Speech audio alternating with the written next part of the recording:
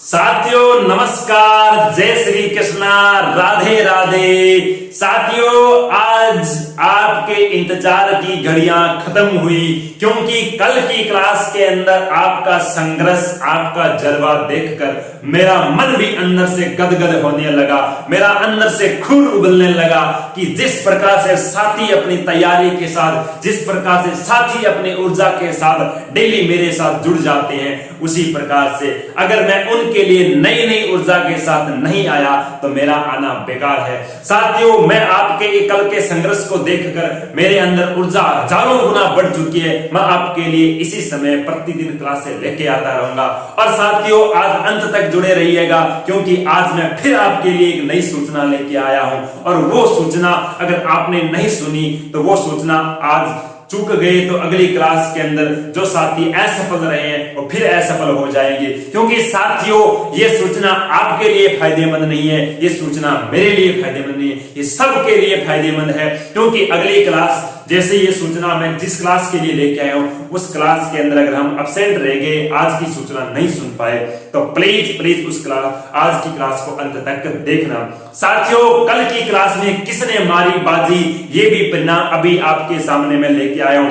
बताओ देगा कमेंट के माध्यम से किसने किसकी क्लास कल की क्लास में बाजी मारी थी। दबा के कमेंट करो, मैं देख रहा हूं सबके कमेंट दबा आ रहे हैं। मोटिवेशन गुरुजी आपका बहुत बहुत धन्यवाद। श्याम सुंदर आपका भी बहुत बहुत धन्यवाद। शर्मा जी के अड्डे आपने तो जलवे का क्या है पर्दा फाड़ दिया। और ये कौन है, हेलो फ्रेंड्स, धन्यवाद। सामर जी आपका धन्यवाद, सभी साथियों का धन्यवाद। खंडेलवाल साहब आपका बहुत बहुत धन्यवाद, जिस प्रकार से कल की क्लास के अंदर आपने दिखाया अपना जलवा। साथियों आज इसी क्लास के अंदर जुड़े रहिएगा लास्ट तक, क्योंकि आज मैं फिर आपके लिए एक नई सूचना लेके आया हूं।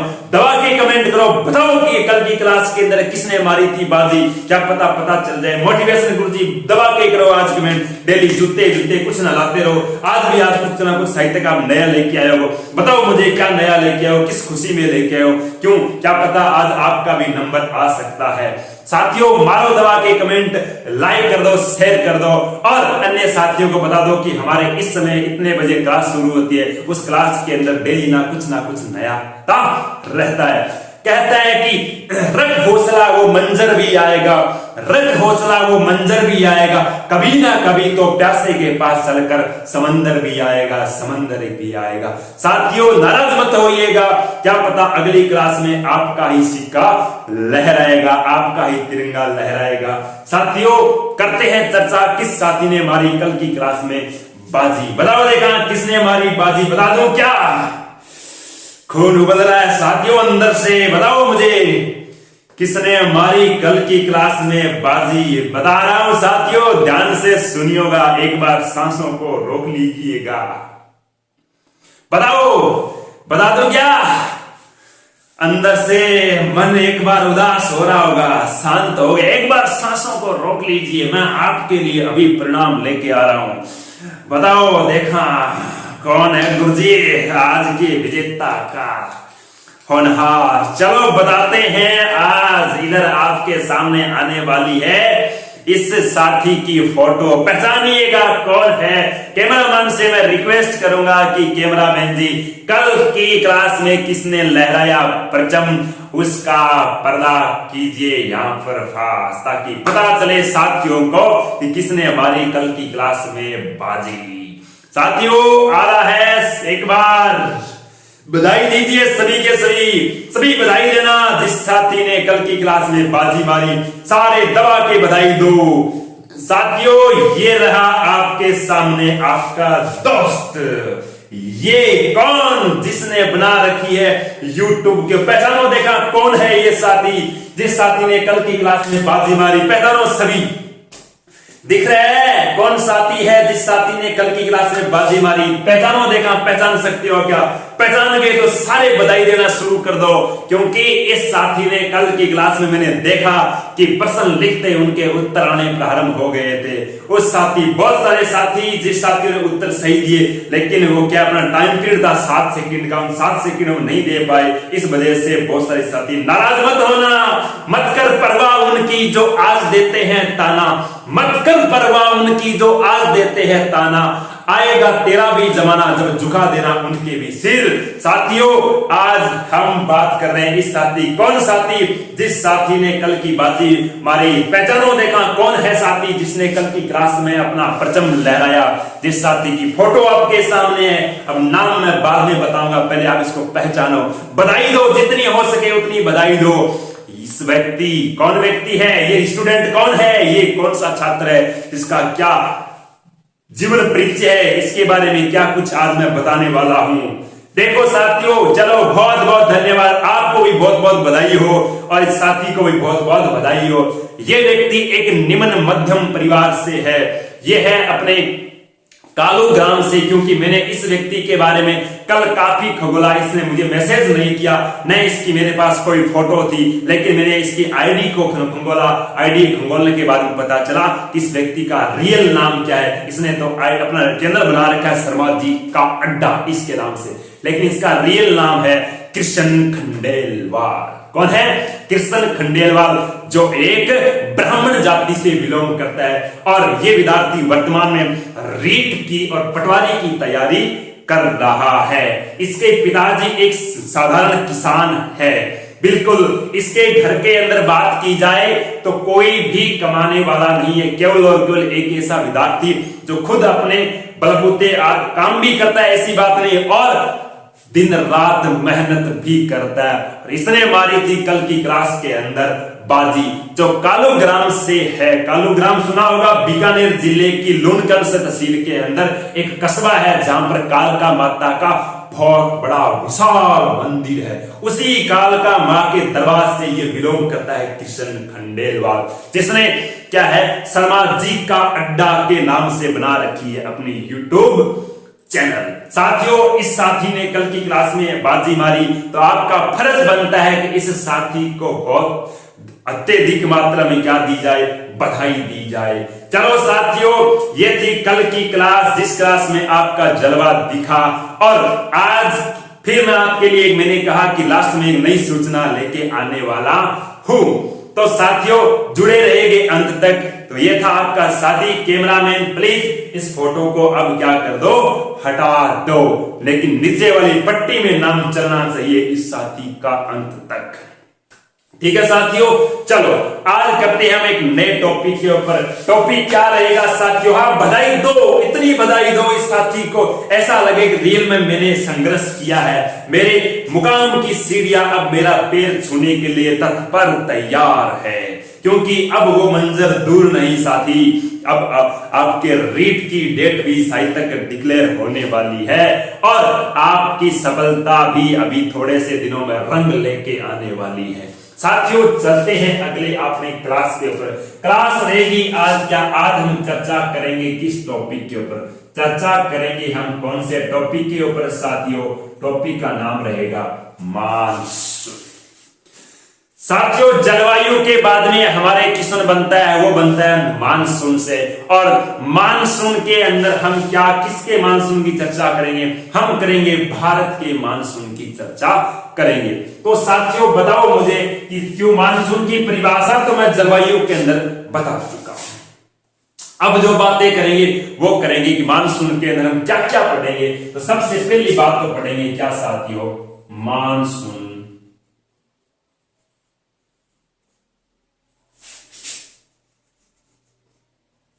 क्या है? पहली बात हम क्या पढ़ेंगे कि मानसून क्या है।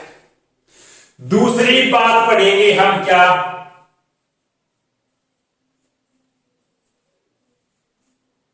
मानसून की क्या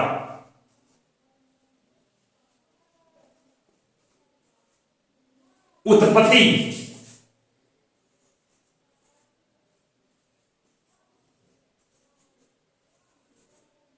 के संदर्भ में, मानसून की उत्पत्ति के संदर्भ में किन किन व्यक्तियों ने अपनी प्रतिक्रिया दी, किन किन भूगोलवेत्ताओं ने अपने सिद्धांत दिए, उसकी चर्चा हम करेंगे।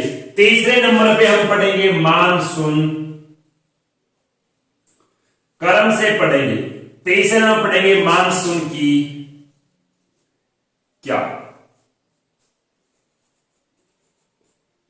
प्रक्रिया कि मानसून, जिस व्यक्ति ने सिद्धांत दिया उस सिद्धांत के अनुसार मानसून की क्या प्रक्रिया रहती है भारत के संदर्भ में। तो ये इस प्रकार से हम क्या पढ़ेंगे, मानसून के क्रम वाइज इस प्रकार से हम क्या करेंगे, इनकी चर्चा करेंगे। ठीक है, तो चलते हैं। सबसे पहले आपके सामने क्या बात आती है कि मानसून क्या है, मतलब परिभाषा की बात आती है, सीधी सी बात है। तो मानसून क्या है साथियों, देखो बात करते हैं मानसून क्या है। मानसून एक क्या मौसमी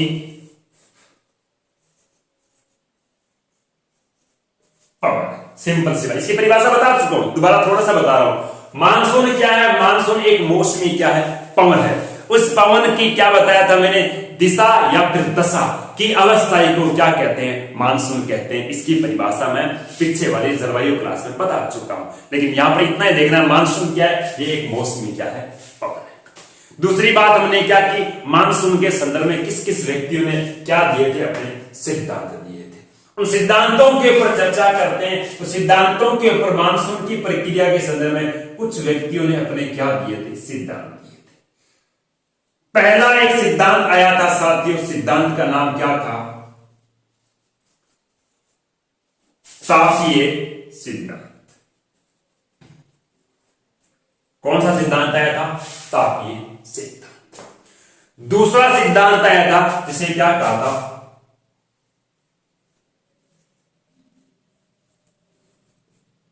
पछुआ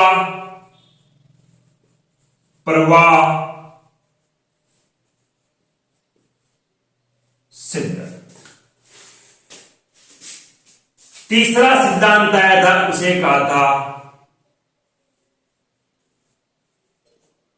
फलोन का सिद्धांत। क्या कहा था, फलोन का सिद्धांत। चौथा सिद्धांत आया था, इसे क्या कहा था, जेट स्ट्रीम सिद्धांत। कहने का अर्थ भारतीय मानसून के संदर्भ में मुख्यतः 4 सिद्धांत दिए गए थे। पहला सिद्धांत दिया गया तापीय सिद्धांत, दूसरा पछुआ प्रवाह सिद्धांत, फलोन का सिद्धांत और जेट स्ट्रीम सिद्धांत। ये 4 सिद्धांत क्या है, भारतीय मानसून की प्रक्रिया के संदर्भ में माने जाते हैं, जिसके संदर्भ में क्वेश्चन बनते हैं एग्जाम पॉइंट ऑफ व्यू से। और इसी के संदर्भ से क्या है, हम भारतीय मानसून के संदर्भ में क्या जितनी भी प्रक्रिया है वो अर्जित करते हैं। चलो इसके बाद में बात आती है मानसून की प्रक्रिया के बारे में थोड़ी सी कुछ विशेष चर्चा। देखो बात करते हैं, इसके बाद में बात आते हैं मानसून के बारे में थोड़ी सामान्य चर्चा करते हैं। तो बात क्या आती है, मानसून क्या है, और उसके बाद में मानसून की उत्पत्ति।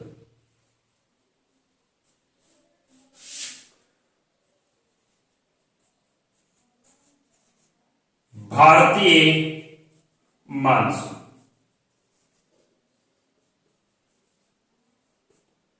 भारतीय मानसून की क्या साथियों, सर्वप्रथम व्याख्या। भारतीय मानसून की सर्वप्रथम व्याख्या करने वाला व्यक्ति कौन था? भारतीय मानसून की सर्वप्रथम व्याख्या करने वाला जो व्यक्ति था वो गुरुजी कौन था? वो एक अरबी यात्री था। क्या था? अरबी यात्री था। यात्री का नाम क्या था? यात्री का नाम था अल मसूदी। क्या नाम था व्यक्ति का? अल मसूदी। अल मसूदी ऐसा व्यक्ति था जो अरब से आया था, अरबी यात्री था, गुर्जर प्रत्यावर्ष ने क्या भारत आया था। इस व्यक्ति ने भारतीय मानसून का सर्वप्रथम क्या प्रक्रिया की थी। लेकिन अगर बात की जाए इसके संदर्भ में, मैं बात करता हूं विश्व के संदर्भ में। विश्व के संदर्भ में मानसून की प्रक्रिया या मानसून की व्याख्या करने वाला व्यक्ति था, वो भी कौन था? अरबी यात्री ही था। कौन था? अरबी यात्री। लेकिन इस व्यक्ति का नाम क्या था? इस व्यक्ति का नाम था हिप्पोटस। क्या नाम था? विश्व के मानसून की सर्वप्रथम व्याख्या करने वाला व्यक्ति तो था हिप्पोटस, लेकिन भारतीय मानसून की व्याख्या करने वाला सर्वप्रथम व्यक्ति कौन था? व्यक्ति का नाम था अल मसूदी।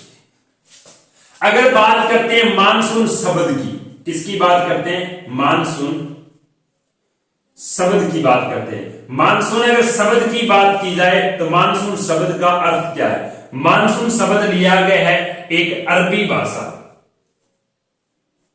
सॉरी फारसी भाषा, गलत आ गया, अरबी भाषा है, सॉरी कौन सी भाषा है? अरबी भाषा, फारसी नहीं है, गलत, सॉरी कौन सी भाषा है? अरबी भाषा। अरबी भाषा का एक शब्द है, शब्द का नाम क्या है साथियों? शब्द का नाम है मौसम। क्या नाम है? मौसम। इस मौसम शब्द का हिंदी में अर्थ होता है क्या? पवन की दिशा, या होता है पवन की क्या साथियों? दशा। कहने का अर्थ कि मानसून शब्द कहां से लिया गया? अरबी भाषा से लिया गया शब्द कौन सा? मौसम। और इस मौसम शब्द का अर्थ क्या होता है? पवन की दिशा, या फिर क्या होता है? पवन की दशा। बात करते हैं इसके बाद में मानसून के संदर्भ में और क्या बात रहती है। तो इसके बाद में मानसून शब्द की बात रहती है क्या गुरुजी? कि हम चर्चा करेंगे भारतीय मानसून की उत्पत्ति के संदर्भ में। वो चर्चा करेंगे गुरुजी किसकी? वो करेंगे सबसे पहले तापीय सिद्धांत की चर्चा करेंगे। किसकी चर्चा करेंगे? तापीय सिद्धांत की। लेकिन थोड़ा सा बात बताता हूं आपको कि भारतीय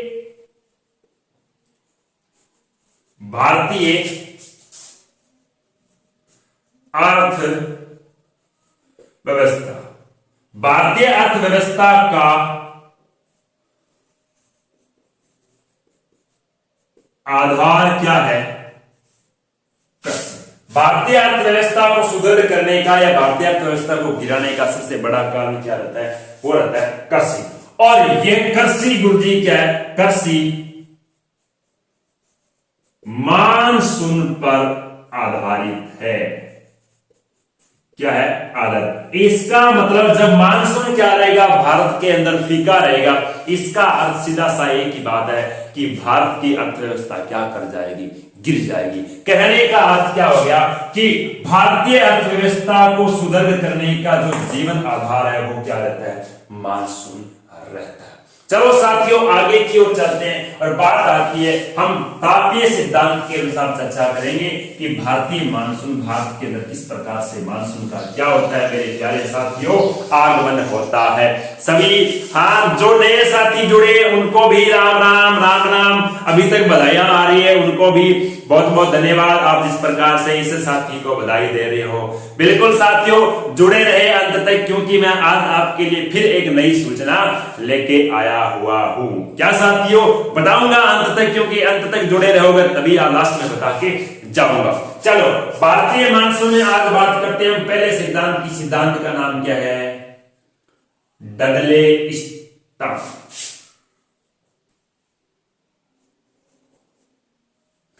सिद्धांत। इस डडले स्टाम्प सिद्धांत ये व्यक्ति था, ठीक है। इस व्यक्ति ने कौन सा सिद्धांत दिया? सिद्धांत का भी नाम बता चुका मैं, कौन सा?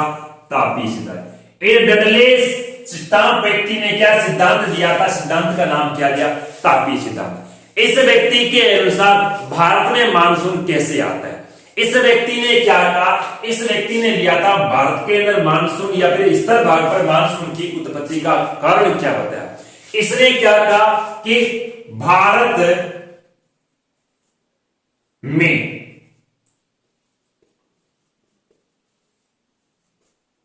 मानसून का आगमन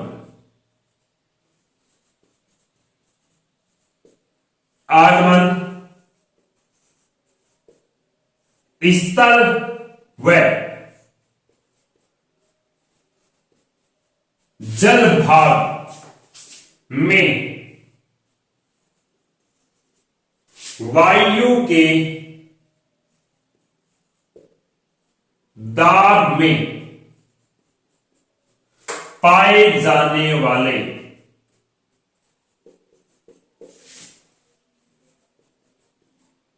अंतर का ही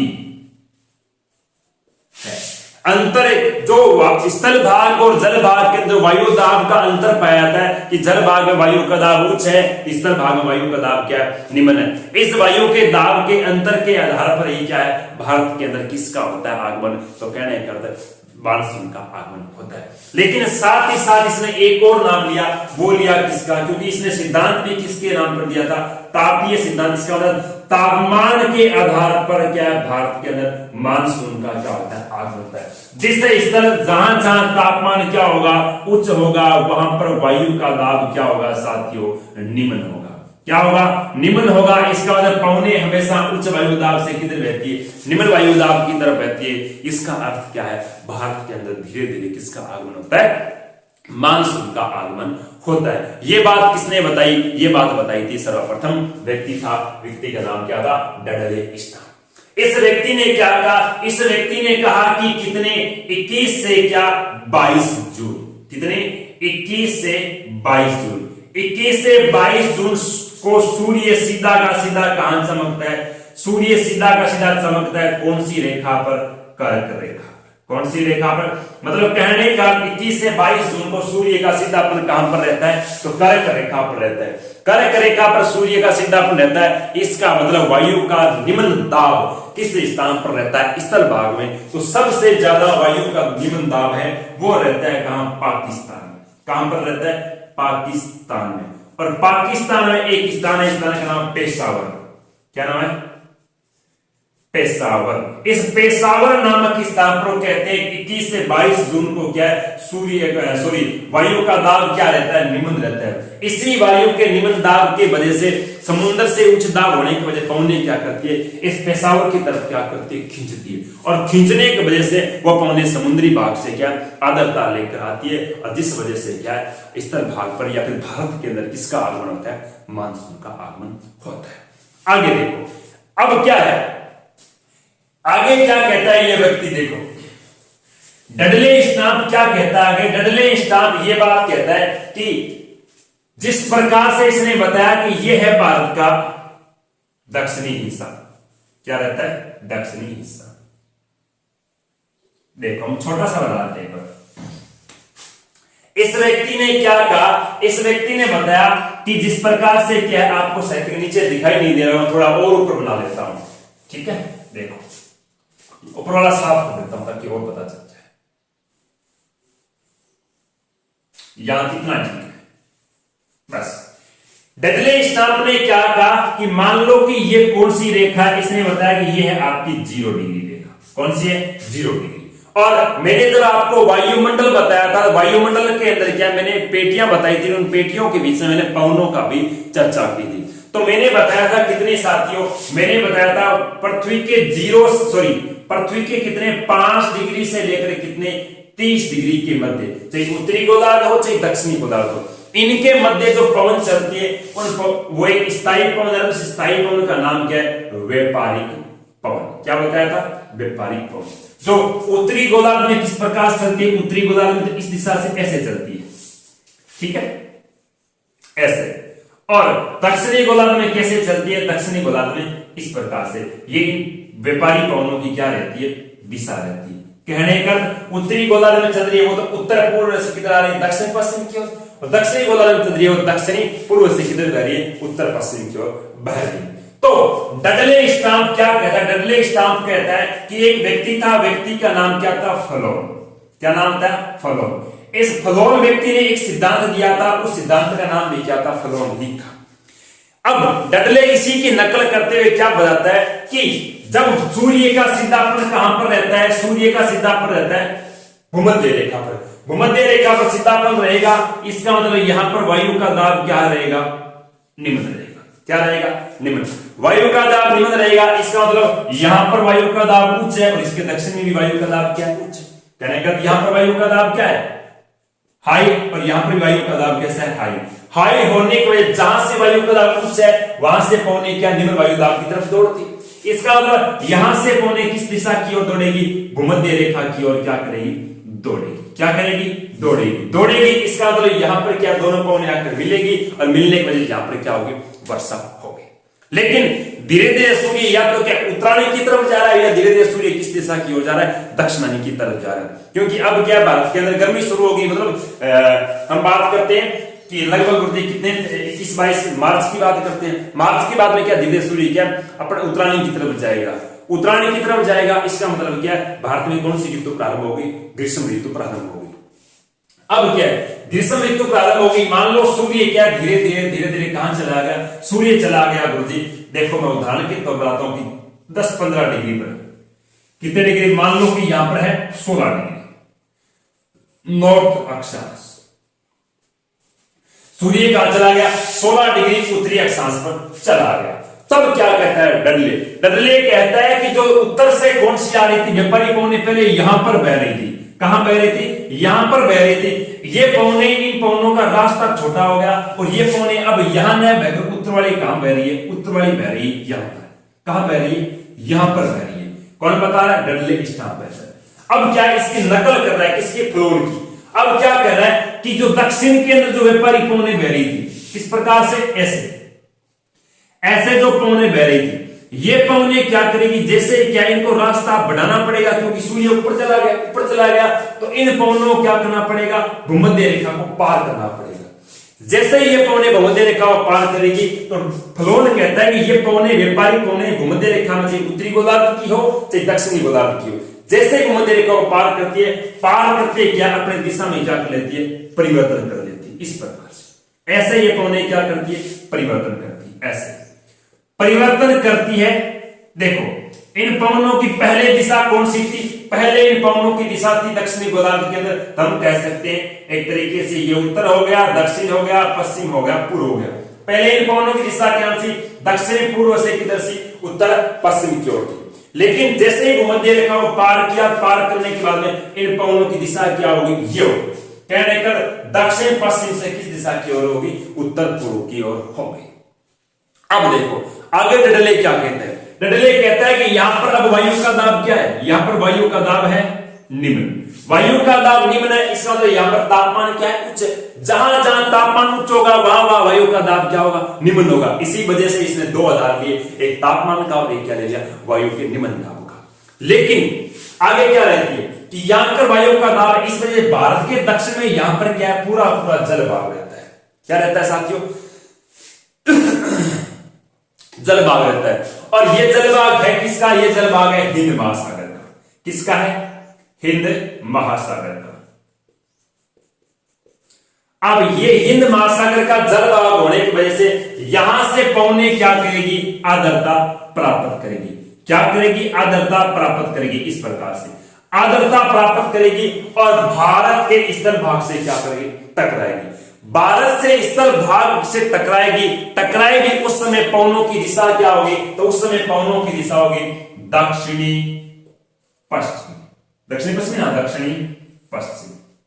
जिस समय ये पवने भारत से टकराएगी अपनी आर्द्रता नमी लेकर, उस समय पवनों की दिशा क्या होगी, दक्षिणी पश्चिमी। और जहां जहां इन पवनों के सामने क्या आएगा, अवरोध आएगा, कहने कर जहां जहां ये पवने जिस पर्वत से जाकर टकराएगी वहां पर ये क्या करेगी, वर्षा करेगी, वर्षा करेगी। इसका मतलब भारत में किसका आगमन होगा, मानसून का आगमन होगा। ये मानसून कौन सा हो गया, तो पवनों की दिशा के आधार पर इस मानसून को क्या कहा जाता है, दक्षिणी पश्चिमी मानसून कहा जाता है। क्या कहता है, दक्षिणी पश्चिमी मानसून। जो कौन सी ऋतु में आया, तो हम कहते हैं ग्रीष्म ऋतु के अंदर आया। इसी प्रकार से मान लो यहां तक सूर्य का सीधा अपन यहां पर सूर्य वर्षा हो रही, जैसे जैसे सूर्य क्या और उत्तरायण की तरफ चला गया और सूर्य क्या सीधा कहां चमकना प्रारंभ हो गया, सूर्य चमकना हो गया कहने का 23.5 डिग्री पर। कितने डिग्री पर चमकना प्रारंभ हो गया, 23.5 डिग्री पर क्या हो गया, सूर्य चमकना प्रारंभ हो गया। जिस वजह से ये पौने क्या और आगे की ओर बढ़ती गई और भारत के अंदर और आगे की ओर क्या आता गया, मानसून का रास्ता और क्या होता गया साथियों, लंबा होता गया। जिस वजह से भारत के अंदर किसका आगमन होता गया, मानसून का आगमन होता गया। ये बात किसने बताई, डडले स्टाम्प ने बताई। और ये मानसून कितनी शाखाओं से आ रहा है, 2 शाखाओं से, एक अरब सागरीय शाखा और एक इधर वाली कौन सी होगी, बंगाल की खाड़ी शाखा। लेकिन साथियों इस डडले स्टाम्प के अंदर क्या रहता है, डडले स्टाम्प ने कहते हैं कि सही तरीके से क्या नहीं की थी, व्याख्या नहीं की थी, क्योंकि इन्हीं का एक व्यक्ति था, व्यक्ति का नाम था शिफ्ट हेली। क्या नाम था, शिफ्ट हेली, सॉरी सेफ्टी हेली है, सेफ्टी हेली।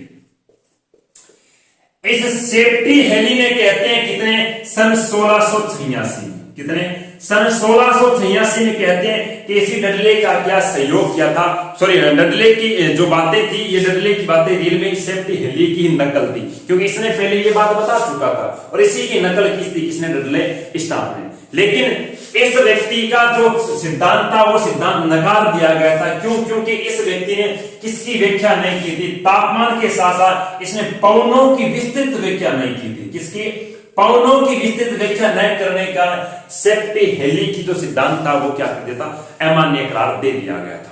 इसी वजह से कहते हैं कि डडले स्टाम्प का भी गुरुजी कौन सा जो तापीय सिद्धांत है, वो तापीय सिद्धांत किस वजह से, वो पवनों की विस्तृत व्याख्या न करने के कारण इसका भी सिद्धांत रियल के अंदर मानसून की प्रक्रिया के संदर्भ में क्या कर दिया गया, अमान्य करार दे दिया गया था। तो ये था आपका डडले स्टाम्प। डडले स्टाम्प के संदर्भ में अगर जैसे तो क्वेश्चन बनता नहीं है, ऐसा बन सकता है छोटा मोटा कि तापीय सिद्धांत किसने दिया था, तो डडले स्टाम्प ने दिया था। उसने किसके संदर्भ में अपना सिद्धांत दिया था, तो भारत के अंदर मानसून उत्पत्ति के संदर्भ में दिया था। भारत में मानसून उत्पत्ति के संदर्भ में डडले स्टाम्प की क्या व्याख्या थी, तो इसने बताया कि जहां जहां स्थल भाग पर तापमान क्या होगा, उच्च होगा और वायु का दाब क्या होगा, निम्न, तो वहां पवने क्या है, समुद्री भाग से अपनी आर्द्रता लेकर आकर वहां पर क्या दोनों व्यापारी पवने टकराएगी, तो वहां पर किसका आगमन होगा, वर्षा का आगमन होगा। और इसी वर्षा को क्या कहा, मानसूनी वर्षा कहा। यह बात किसने बताई प्यारे साथियों, ये बताई डडले स्टाम्प ने। किसने बताई, डडले स्टाम्प ने। डडले स्टाम्प के बाद में हम बात करेंगे वो सारी किसकी करेंगे, तो अगले सिद्धांत की चर्चा करेंगे। तो आज के लिए साथियों, क्योंकि आज के लिए इतनी चर्चा करेंगे और आपका काफी समय से सही तक इंतजार होगा कि आज हम किस सूचना, कौन सी सूचना लेके आए हैं, क्या ऐसी सूचना लेके आए हैं जिसके लिए हमें इतना इंतजार करना पड़ा। साथियों, इंतजार की कोई बात नहीं, लेकिन बात क्या है, आज ये सुनिए, जरा सा गौर फरमाइएगा कि क्या सूचना रहती है आपके लिए। क्या, सुनो जरा, क्या है कि हम कल या फिर परसों, अब देखो वो तो मैं पहले सूचना दे दूंगा आपको मैसेज के द्वारा, या फिर आपके सामने प्राइमर लग जाएगा, क्योंकि सुबह प्राइमर लग जाता है साहित्य 10 से 11-12 बजे तक मैं प्राइमर लगा देता हूं। अब क्या है, आपको प्राइमर लग जाएगा, आपको सूचना मिल जाएगी। और अगला जो अपना टेस्ट रहने वाला है वो टेस्ट रहेगा भारत के भौतिक प्रदेशों से। किसका टेस्ट रहेगा, भारत के भौतिक प्रदेशों से टेस्ट रहेगा। टेस्ट के अंदर ज्यादातर पूछी जाएगी साथियों आपसे क्या, भारत की चोटियां। बता देता हूं, देखो फिर भी क्या सर्वाधिक क्या पूछी जाएगी, भारत की चोटियां पूछी जाएगी। अगली क्लास के अंदर मुझे कम से कम 3 लोग टॉप चाहिए। कितने लोग टॉप चाहिए, 3 लोग टॉप चाहिए, 3 स्टूडेंट टॉप चाहिए, 3 विद्यार्थी टॉप चाहिए। तीनों की फोटो इधर और एक ऊपर होनी चाहिए, तभी मुझे आनंद आएगा कि साथी रियल के अंदर एक दिन ये पूरा बोल भरा होना चाहिए, जिसके अंदर मेरी फोटो ही नहीं होनी चाहिए, केवल और केवल आपकी फोटो होनी चाहिए। मैं मेरी केवल आवाज सुनाई देनी चाहिए आपको, लेकिन सिर्फ और सिर्फ आपकी यहाँ पर फोटो होनी चाहिए और दिखना चाहिए कि रियल के अंदर इन साथियों ने कुछ कर दिखाया है। ये आपका प्लेटफॉर्म है, इस आपके प्लेटफॉर्म में कभी ना कभी आपको भी मौका मिलेगा यहाँ पर पढ़ाने का, और लोग आपसे पढ़ने के लिए भी यहाँ पर आएंगे। तो साथियों, तो आज के लिए इतना ही। शुभ रात्रि, गुड नाइट। सारा ने राम राम। मोटिवेशन गुरुजी धन्य राम राम, खंडेलवाल साहब धन्य राम राम। अरे सगला राम राम रे, राम राम राम राम राम राम राम राम। हाँ कि ले तो लियो दे दियो, सगला ने पढ़ दियो, कमेंटा में लिख दियो। कल आप नई ऊर्जा के साथ नई क्लास लेगी आशा। तो आज के लिए इतना ही, दो मुझे इजाजत, धन्यवाद।